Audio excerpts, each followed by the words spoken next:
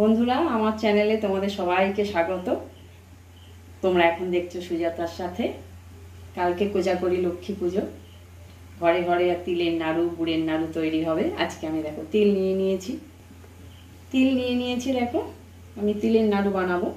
তোমরা অনেকেই চেষ্টা করো, হয়তো পারো না যে ঠাকুরকে বানিয়ে দেবো তিলের নাড়ু ঘরে, কিন্তু চেষ্টা আছে, অথচ হয়তো জানো না কীভাবে করতে হবে। তাই তোমাদের জন্য ভিডিওটা নিয়ে এসেছি, তিলের নাড়ু কীভাবে বানাতে হয়। নিয়ে নিয়েছি দেখো 150 গ্রাম তিলের জন্য 150 গ্রাম গুড় নিয়ে নিয়েছি। প্রথমে তিলগুলো একটু কড়াইতে নেড়ে নেব। আমি তিলগুলো ঢেলে দিয়ে একটু মচমচে করে নেব। দোকান থেকে আনা তো নরম হয়ে থাকে, একটু মচমচে করে নেব। একটু খাস্তা হয়ে যাবে তিলগুলো, গরম করে নেব।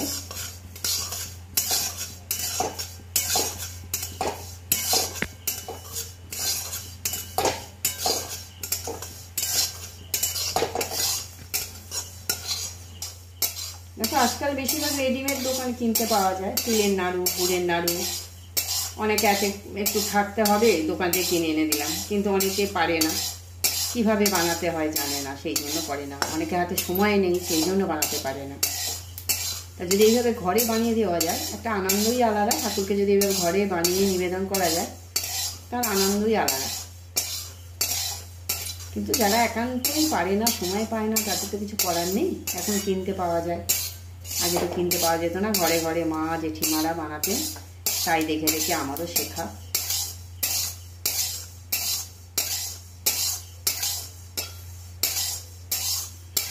দেখুন ভাজা প্রায় হয়ে গেছে, দেখুন একটুখানি লাল লাল লালচে লালচে হয়ে গেছে। এবার নিভিয়ে দেবো।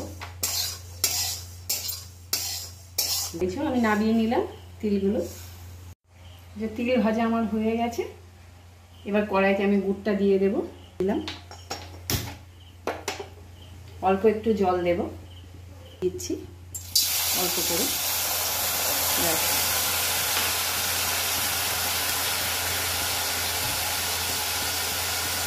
এবার দুধটা আমি দিয়ে দেবো।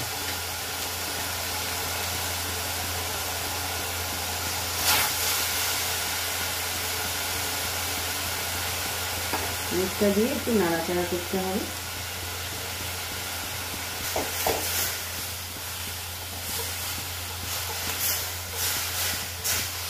দুধটা একটু পাক দিয়ে দিতে হবে, একটু সুতো সুতো কাটবে। গুড়টা পাক হয়ে গেলে তখন অফ করে দিয়ে তিলগুলো দিয়ে দিতে হবে।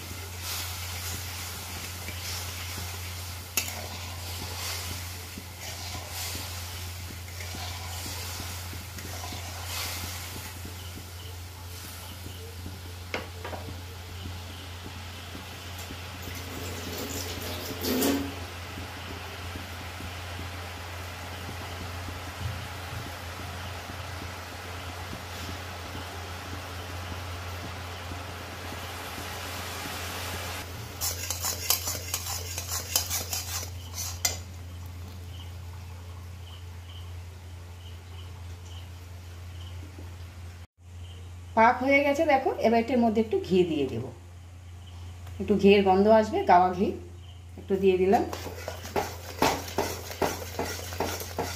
গ্যাস অফ করে দিয়েছি, পাক হয়ে গেছে।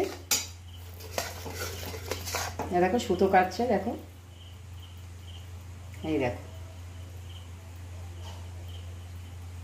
দেখেছো সুতো কাটছে, দেখো কিরকম। এরকম যখন হবে, বা জলে ফেলেও দেখতে পারো, জলে ফেলেও দেখা যায় সুতো কাটছে, তখন নিভিয়ে দেবে। এইবার আমি তিলগুলো দিয়ে দেবো।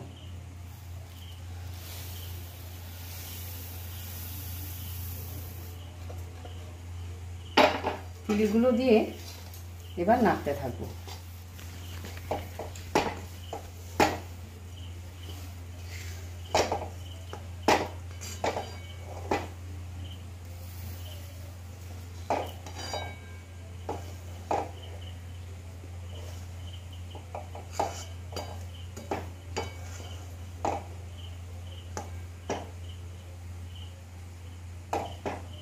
আমিও বাড়িতে লক্ষ্মী পুজো করবো, আমি নিজেই করব, যার জন্য আমি এগুলো বানাচ্ছি।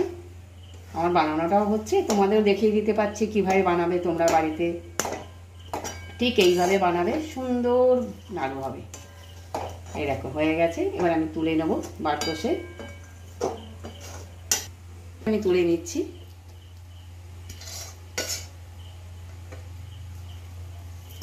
ঠান্ডা হলে আমি আস্তে আস্তে নাড়ুগুলো বানিয়ে নেব গোল গোল করে।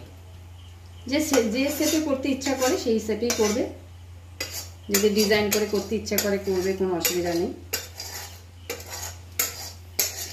ঘি মাখিয়ে নেবে হাতে, একটু গাওয়া ঘি আমি হাতে মাখিয়ে নিচ্ছি।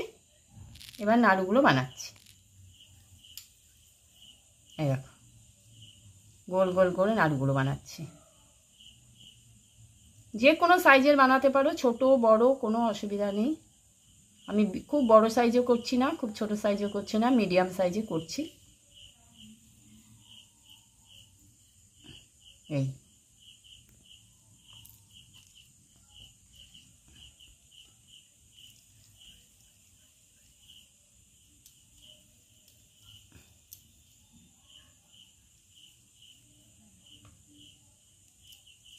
এইভাবে বানিয়ে নেব। দেখো ঘরে কত সহজে বানানো যায়, দোকান থেকে কেন কিনতে যাব? ঘরে ভালো জিনিস দিয়ে, খাঁটি জিনিস দিয়ে ঠাকুরকে বানিয়ে দেব। এর মধ্যে কত আনন্দ আছে বলো তো, কত ভালো লাগা আছে। দোকান থেকে কেন মানে কিনে দিতে যাব? ঘরে বানিয়ে নেব একটু কষ্ট করে। খুব সহজ বন্ধুরা, এইভাবে তোমরা বানাবে ঘরে, কোনো অসুবিধা হবে না। প্রথম প্রথম আমারও অসুবিধা হতো, এখন আমি খুব সুন্দর বানাতে পারি। গরম গরম আছে তো, এখন খুব গরম, দেখো হাত পুরো লাল হয়ে যাচ্ছে। গরম গরম অবস্থায় পাকাতে হবে, শক্ত হয়ে গেলে আর পাকাতে পারবে না। যদি ঠান্ডা হয়ে যায় মন্ডটা, তোমরা আর বানাতে পারবে না। গরম যখন থাকে না তখন নরমও থাকে, যখন এটা দেবে গরম তখন খুব নরম ভেতর থেকে। আর যেই পুরো শক্ত হয়ে যাবে তোমরা আর বানাতে পারবে না, শেপে আনতে পারবে না। গরম গরম অবস্থায় বানিয়ে নিতে হবে একটু সহ্য করে। বন্ধুরা দেখো আমার তিলের নাড়ু রেডি একদম। এইভাবে তোমরা তিলের নাড়ু বানিয়ে ঠাকুরকে দেবে।